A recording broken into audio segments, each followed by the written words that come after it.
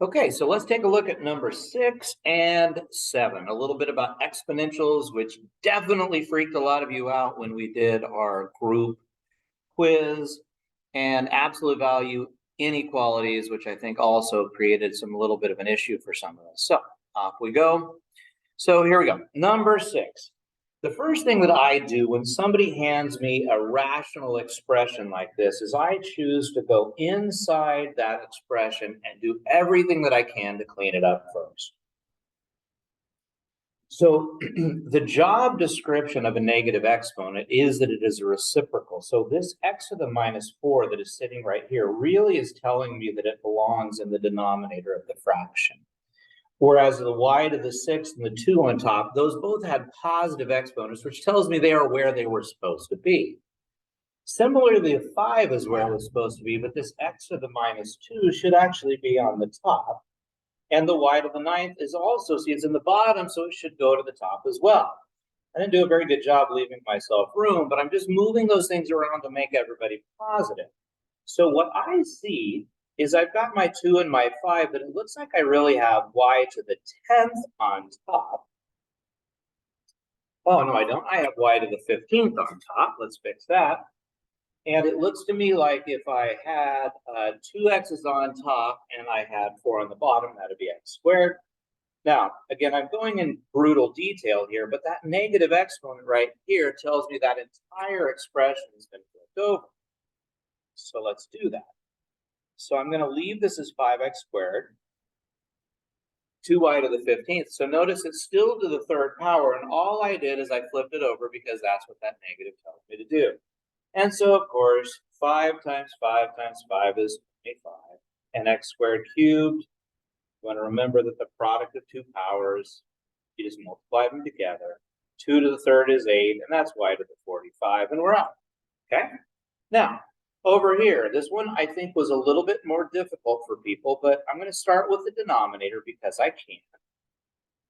And again, I just moved the a to the 3rd to the top because it had a negative exponent, and I left the 5 and the b to the 4th in the denominator because they were okay. But now here's where we go.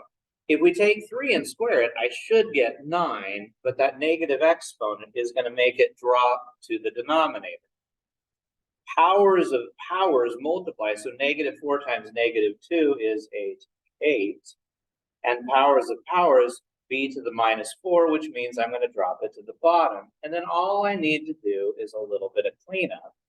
And I notice that I have 11 of those, a to the 11th, and I have b to the 8th in the denominator, and that's all I can do.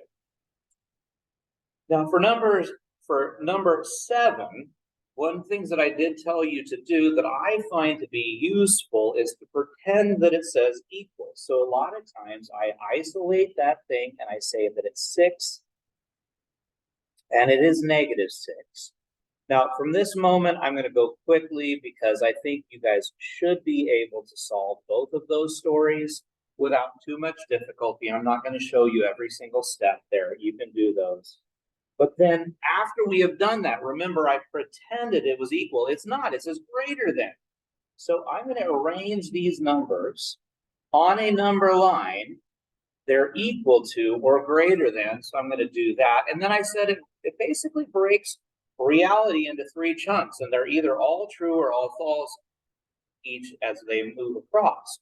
So if I picked a number out here like 6, well, 3 times 6 plus 5 is 23, but that's definitely way bigger than 6 when I take an absolute value. So all of that stuff is true. However, if I tried a number like 0, 3 times 0 plus 5 is 5. That absolute value doesn't work, does it? But if I try a number to the left, it will work. Like negative 10, I'm going to get negative 30 plus 5 is negative 25, but that absolute value is going to be huge. Now it says interval notation. So I'm going to have everything from negative infinity to negative 11 thirds, and then everything from 1/3. Hey, guys.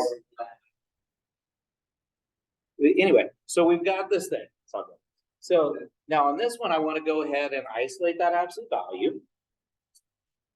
So I'm going to move the 7 to the other side. And if I move that 7 to the other side, I'm looking at less than negative 4. And of course, I'm going to go ahead and divide both sides by -2, which is going to tell me that I want those values to be above 2, okay? So that being stated, we're going to play the same game. We're going to separate these two things out. We're going to pretend it says 2. We're going to pretend that it says -2. And I'm going to come up with these two statements. Now, keep in mind, this is just my presentation. Other people will do it differently. So I pretend that it says equal rights. And I put these things on a number line. In this case, they're both open circles because I don't want equality, but I just want less than 0 in the original problem. And then I look through what makes it true and what makes it false. And so as it turns out in this particular instance, if we try a number out here to the left, like 0, -2 times 3 is -6 plus 7 is 1. Is 1 less than 3? The answer is yes. So I get a good solution here. Turns out if I try a number out here like 10 or something like that, turns out it's going to be true as well. And so we have a very similar answer to this one, except with -infinity to the half and 5/2 to infinity. And last but not least, this last problem is really the trickier one. Is we're going to go ahead and set these two things to be set up like this: 4x minus 1 equals 2x plus 7, or -2x minus 7. So again, I do mine a little different. I'm pretending that they say equal. And this top solution leads to x equals 4, and the bottom one leads to -1. And so then when I make a number line, again, putting open circles here and here, now I have to think about what makes it true. So if I try to number above 4, like 6 or something like that, 2 times 6 is 12, 12 plus 7 is 18, 4 times, I said 6, right? 4 times 6 is 24, and 24 minus 1 is 23, and that answer is a no. This doesn't work out here. That produces a wrong answer.